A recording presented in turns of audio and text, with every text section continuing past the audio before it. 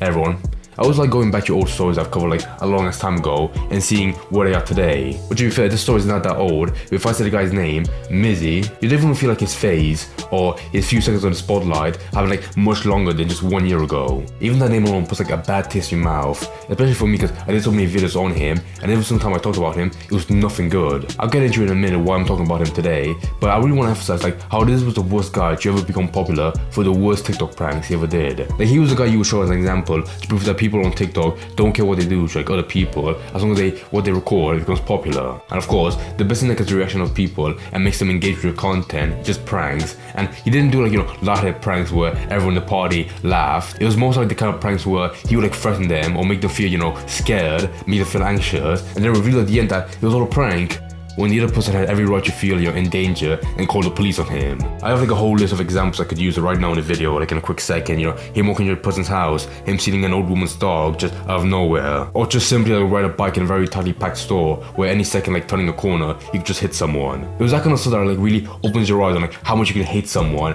but somehow you got falling from that from people that enjoy the content. Like I'm not kidding, there wasn't like a single thing he posted that didn't make you feel absolutely pissed at him. And alongside that, whatever story we got arrested by the police, it'd make you more pissed when you see like a week later he was released with like no punishment. Well, the first time it happens, you're blown away like how he barely got charged with anything, and then on the fifth time, you're pissed at the justice system for barely giving him a slap on the wrist. I know that in the UK with the legal system, if someone like this young, when he was around like 17 or 18, it's very hard to like charge him on anything very minor. But when you see him doing the same awful stuff over and over, it really feels like when he goes to the police station, they spin him around for a few seconds and then push him back out with nothing happening.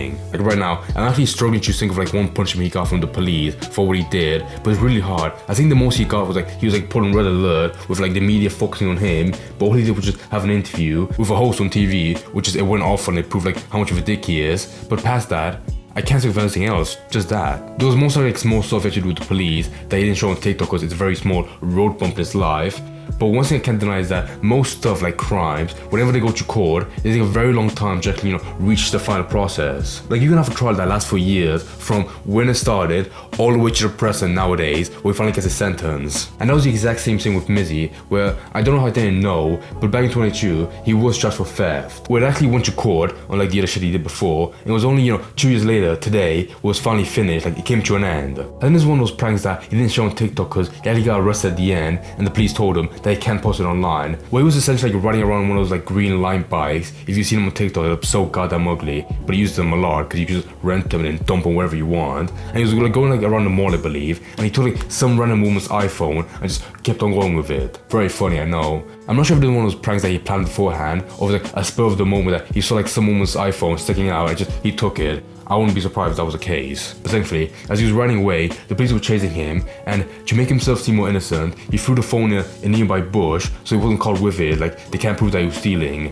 when you probably have witnesses around him that saw him do it. And I find that so funny because most of the pranks he makes, he defends as comedy, like a tiny defense, but that was like so blatantly a crime, there's no way to like stand up for it. So of course, naturally, when the police got out to him, they just knocked him off the bike and arrested him for very clearly stealing. And that was when the trial started. So now, fast forward to today, 2 years later, after the lengthy process, and he was finally given like an actual big proper punishment for what he did. That being a 12-month community order, 100 hours of unpaid work, and 15 days of rehabilitation activity, which could just mean like talking to someone like a therapist to like set him straight, be a good boy, I don't know. But at the very least, it is quite hefty. I know it's not like an actual jail sentence where he goes to prison, but like I said, before in the past where all he got was just that, it is at least something to stop him from making like horrible TikTok pranks. I hate this picture of him on the way or out of court. It looks so moronic. Just mainly the hat I'm talking about. I'm not hating on the glasses, I'm sure he does actually use it or just put it on to make it seem smarter, but just that hat, just bring it to court, just show you don't give a shit. I think his age is a pretty big factor on why he wasn't given a worse sentence, because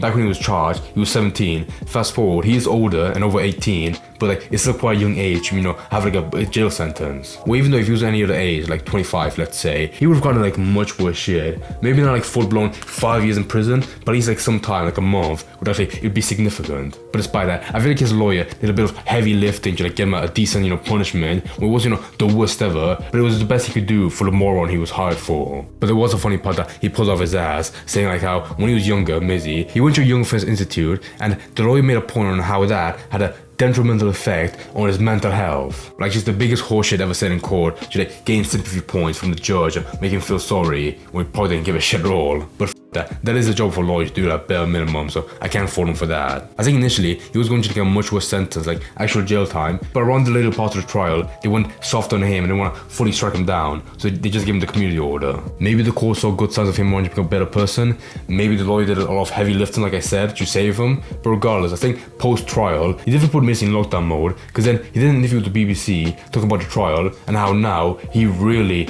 honestly, he wants to become a better person. I'll say it right now on BBC News, like, hey, I am sorry for everything I've done, and I'm trying to repent and be a better person from mistakes I've made in the past at the end of the day. I really hate this clip, but I have to show parts of it to like, get my point across, like, and prove what he's saying to the public. But there's so many different sound bites I feel so forced, like he's trying to prove that he learns his lesson. If you ever seen like a famous person go on TV to like improve their image because of like a recent crime they did, he feels just like that, one for one. But then he talks about the course he's doing in college, surrounding creative media, which like, could mean anything, and how he has internships as well, somehow, like just pure miracle. And how as part of homework, I guess, he has to like make an article every single Friday, which honestly just feels like he writes like one paragraph, very simple English, and that's it, all done.